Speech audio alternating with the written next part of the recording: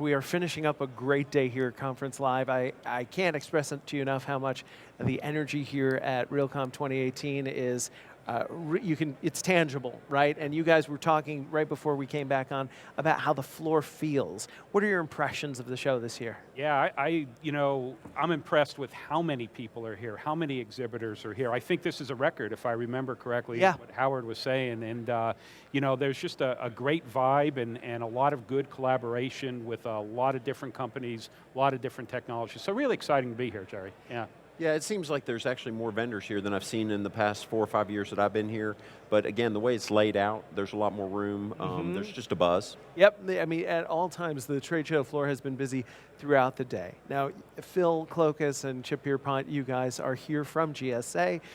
Chip, you're the Director of Facilities Operations and Technologies. Obviously, Phil, you're the CIO. We had a great conversation last year. Let me ask you real quickly, between 2017 and 2018, what are the differences you're already seeing? Yeah, one of the big changes between last year and this year was the federal law that got passed called the Technology Modernization Fund.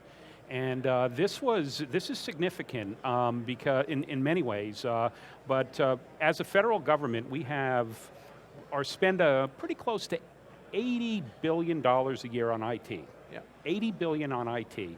The majority of that is spent on maintaining our legacy systems. We call that operations and maintenance. So a very small slice of that is on development, modernization, and enhancement of our legacy environment. And that's where we really need the investment.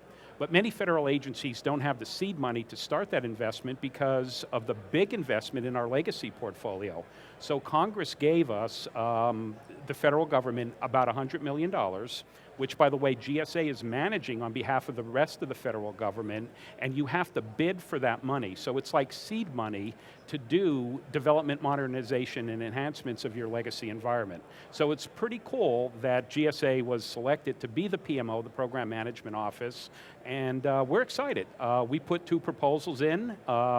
They're still being evaluated. We think we have a good shot at one of them, so we're excited. Talk to me, Phil, about some of these innovations that you're hoping to bring to the market. Yeah, I think the innovations are centering around, there's a lot of work and a lot of around data.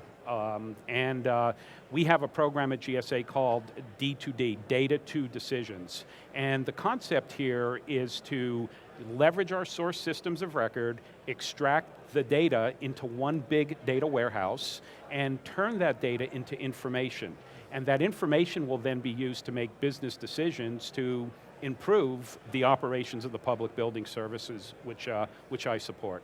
Chip, how would you, in operations, use that data, and how are you using that data in an innovative way? Well, we're finding that having that data and then making that data actionable is key for us to reduce our op costs and have an effective reduction in our EUI, or energy use. And so, as Phil mentioned, it's not so much just the collecting of the data, which we're fairly effective with our FDD program and our smart metering program, but it's really getting it to one central location, because where we can get all that data and all that information in one location allows us to slice and dice it, which makes, again, the data more actionable, because you can have all the data in the world.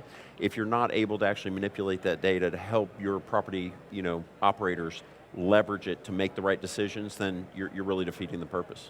We're talking today a lot about blockchain. We're talking about artificial intelligence. How is GSA incorporating those themes into what you do? Yeah, the artificial intelligence is what we're just now starting to break through. We have massive amount of data. Chip can speak to the amount of data that we collect just in his program area alone.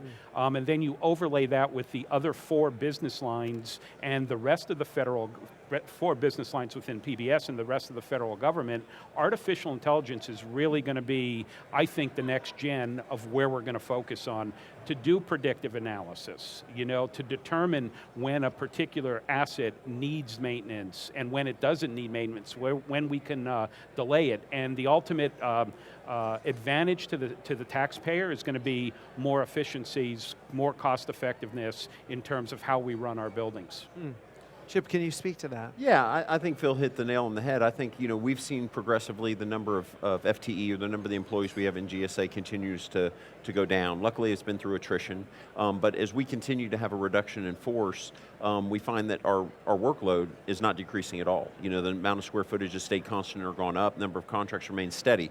So we see that technology, the innovation, the AI is things that we must leverage. We must leverage technology to offset the fewer people per square foot that we're using to manage our space. One of the other things we're talking a lot about today is robotic automation. Now, your holdings are so vast that one could only imagine if there was a way to leverage robotic automation for what you do, it would really come into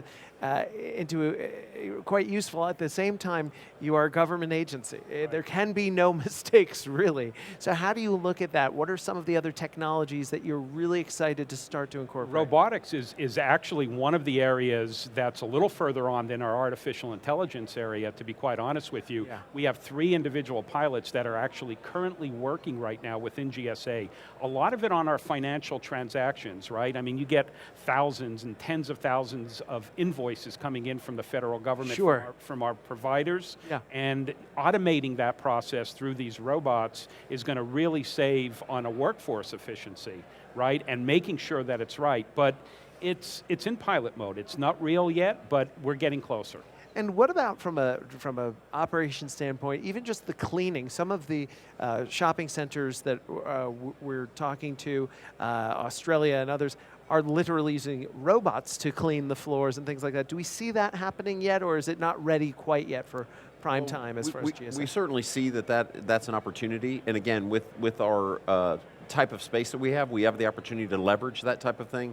We haven't actually set that up for pilot yet, but that is definitely something that we're considering. The classic notion that if it can be repeated, it can be replaced. Sure. And so that's really what we're looking at. So, for example, the Roombas and the iRobots in the vacuuming, you can imagine at 400 million square feet that we operate, if you can start, automating through robotics any type of cleaning, or preventative maintenance, yeah, you're talking about a very scalable savings. As we begin to wrap up, tell me your vision for the next 3 years. Where are you taking GSA as it pertains to innovation? What's got you excited for what you've got coming up? Yeah, I think there's several things. One, we're going to leverage the technology fund as much as we possibly can. Sure. So we're going to throw our hat in the ring, because it's not a guaranteed money. You have to bid for it. Right. And it has to be, you have to show, demonstrate results. So that's going to be one area that we're going to do, and we're going to try to drive that innovation. We'll continue to work with data, as I mentioned, in artificial intelligence, and I think one of the bigger areas is we're not going to do a big bang approach. We're here in Vegas, not to say we're doing this, we're going to make small bets. Okay. We're going to make small bets, we're going to try things. If they fail, so be it, they fail. But at least it'll be self-contained or contained, and it'll be manageable. So it's a way to manage our risk. So we'll make small bets, and we'll continue to move the ball forward. Fantastic, Chip. Yeah, and as Phil mentioned, our administration at GSA currently is very pro technology. It's really leveraging the technology to the great extent possible. Also, not to be afraid to go out there and test those new technologies. So again, the support from the top down is really helping us kind of step out there and get some stuff done. The other thing I'll end on is we will continue to work through our emerging technologies. GSA has a program annually that we set up to encourage startups to present their technology to GSA, and we do test beds and run that through a very formalized process. We test bed it in our buildings to validate the savings and then try to implement it into the portfolio. So we're very active in a formalized way in trying to support technologies and get them into our federal properties for the benefit of the commercial sector. So we'll continue to do that as well.